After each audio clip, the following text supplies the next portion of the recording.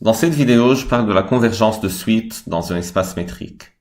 Donc, si ED est un espace métrique, A est un élément de E, et AN une suite d'éléments de E. Quand est-ce qu'on dit que AN converge vers A? Que la limite de AN est A? Ce sera une notion qu'on connaît dans R probablement pour la distance usuelle, mais on peut la généraliser pour n'importe quel espace métrique, en particulier pour l'espace vectoriel normé. Donc on dit que la limite de AN c'est A si à chaque fois que je trace une boule autour de A, donc boule de centre A et de rayon R pour un certain R positif, strictement, alors je sais que tous les AN à partir d'un certain rang vont être dans cette boule. Donc pour n'importe quel R, ou epsilon, bon, on aime l'appeler epsilon. Donc pour n'importe quel epsilon strictement positif que je choisis, si je considère la boule de centre A et de rayon epsilon, attention, sa forme, ça peut être un carré, ou un rectangle, ou une ellipse, n'importe quoi, comme les exemples qu'on a déjà vus. Alors les AI, A0, A1, A2, ils peuvent être n'importe où en fait, mais je sais qu'un jour viendra à partir duquel tous les AI vont être dans cette boule-là, même si le epsilon est très très très petit. Donc si le epsilon est très petit, la condition est plus restrictive, donc il faut attendre plus longtemps pour que les AN finissent dans la boule, mais on sait que ça arrivera.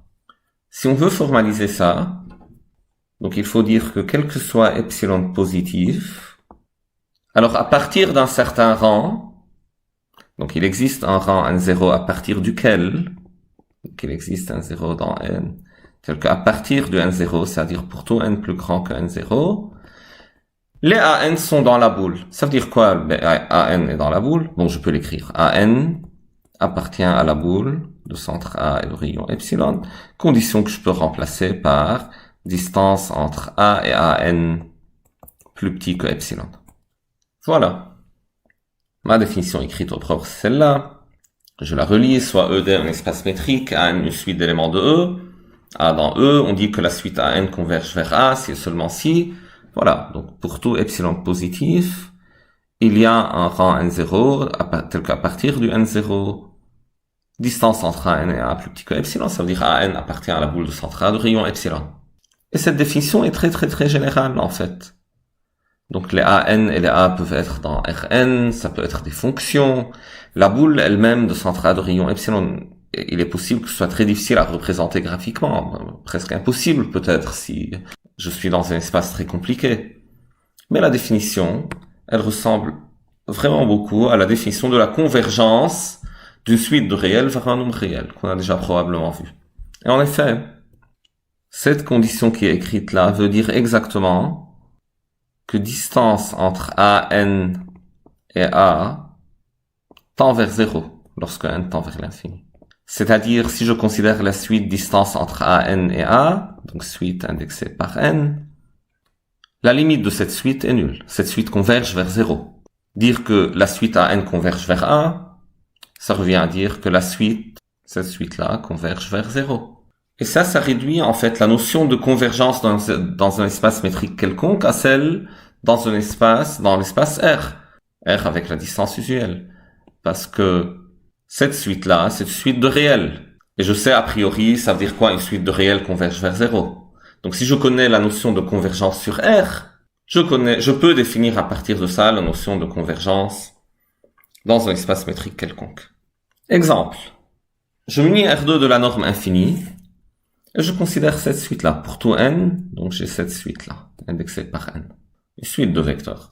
Et je dis que ça converge vers 1, 4. Comment je peux savoir si ça converge vers 1, 4?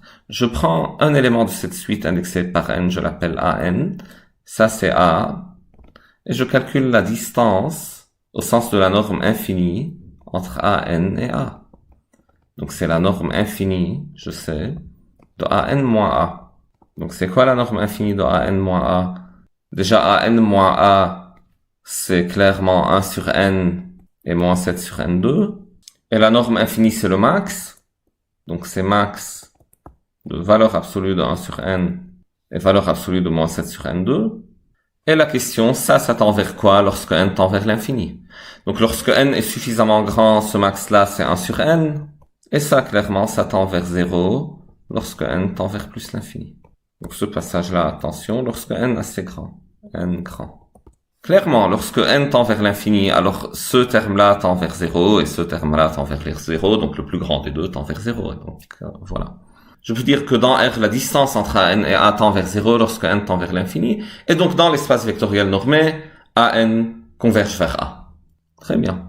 Et donc, cette même méthode, en fait, si on réfléchit un peu à la norme infinie, on aura toujours, en fait, que dans Rn, pour trouver vers quoi une suite de vecteurs converge, vous cherchez chacune des coordonnées vers quoi elles convergent. Donc, cette coordonnée converge vers 1, celle-là converge vers 4, et donc, la suite des vecteurs converge vers 1, 4. Ce sera toujours le cas dans Rn, pour n'importe quelle norme que vous utilisez. Parce qu'on montrera qu'en dimension finie, en fait, toutes les normes sont équivalentes, et donc la notion de convergence ne dépendra pas de la norme, en dimension finie, je répète. On verra ça plus tard. Voici un autre exemple. Cette fois, j'ai un espace vectoriel de dimension infinie, c'est les fonctions continues de 0 à 1 valeur dans R, et je considère la suite d'éléments de cet espace, c'est-à-dire une suite de fonctions. Comment ces fonctions sont-elles définies? La nème fonction, c'est juste la fonction kx donne xn. Fonction polynomiale, prend x, donne xn. Et je dis que cette suite de fonctions converge vers la fonction nulle, la fonction 0, partout. Au sens de la norme 1 et la norme 2, mais pas pour la norme infinie. Donc clairement, la notion de convergence dépend de la distance qu'on choisit. Maintenant, dans un espace vectoriel de dimension finie, comme je viens de le dire, si une suite converge pour une norme, alors elle converge pour une autre norme. Pour toute autre norme, en fait. La notion de convergence ne dépend plus de la norme. Mais dans un espace métrique quelconque ou dans un espace vectoriel de dimension infinie, c'est plus le cas. Et voici un contre-exemple. Commençons donc. Pourquoi ça converge vers la fonction nulle pour la norme 1? Il faut calculer la distance entre fn et la fonction nulle. Donc, que je vais noter par 0. Ce sera quelque chose qui dépend de n. On trouve ce nombre, on fait tendre n vers l'infini, et ce nombre tend vers 0, alors j'ai ma convergence. Donc, la distance au sens de la norme 1, je vais l'appeler D1. C'est la norme 1 de fn moins la fonction nulle. C'est-à-dire intégrale entre 0 et 1 de valeur absolue de fn de x dx, c'est-à-dire de x à la puissance n dx.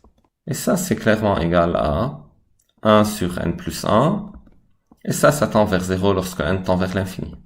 Ici, c'est convergence dans R. Notion qu'on connaît déjà. Et voilà, ça suffit pour moi pour pouvoir dire que fn converge vers la fonction nulle lorsque n tend vers l'infini. Notation, on peut écrire limite de fn et la fonction nulle. Et ça, ici, ce 0, c'est la fonction nulle. C'est pas le nombre 0. Pour la norme 2, donc pareil, je calcule d2 de fn à la fonction nulle. Et ça, c'est la norme 2 de fn moins 0, c'est-à-dire intégrale entre 0 et 1, donc racine carrée, pardon, de l'intégrale entre 0 et 1, de fn moins 0 au carré dx, c'est-à-dire x à la puissance 2n dx. Et ça, c'est égal à la racine carrée de, donc intégrale x à la puissance 2n entre 0 et 1, c'est 1 sur 2n plus 1. Et ça, clairement, ça tend vers 0 lorsque n tend vers plus l'infini. D'où fn converge vers 0 au sens de la norme 2 aussi.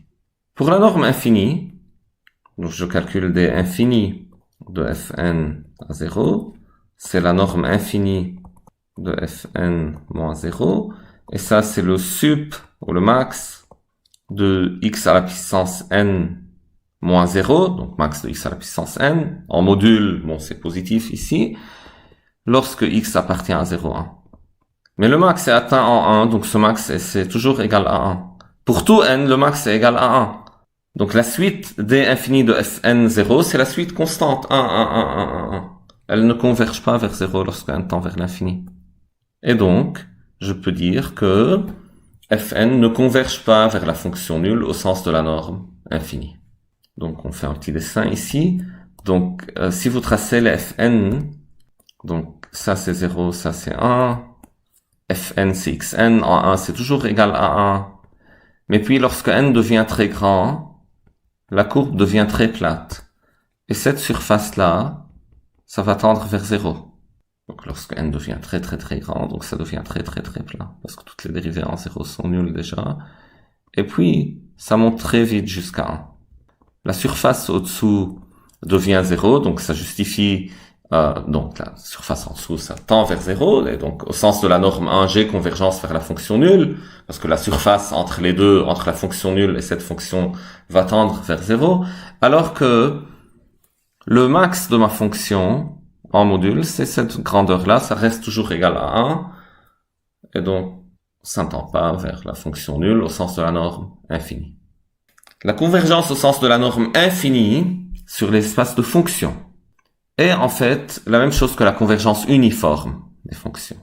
Donc si vous connaissez déjà la convergence uniforme, dire que Fn converge vers F pour la norme infinie, ça revient à dire que Fn converge uniformément vers F. C'est pour ça la norme infinie est appelée norme de la convergence uniforme. Norme infinie sur l'espace de fonctions, sur C01, un truc comme ça, pas sur Rn. Donc c'est la norme de la convergence uniforme. Je ne sais pas si vous connaissez déjà la notion de convergence uniforme de suite de fonctions, mais j'ai déjà des vidéos là-dessus, donc je laisserai un lien dans la description de cette vidéo.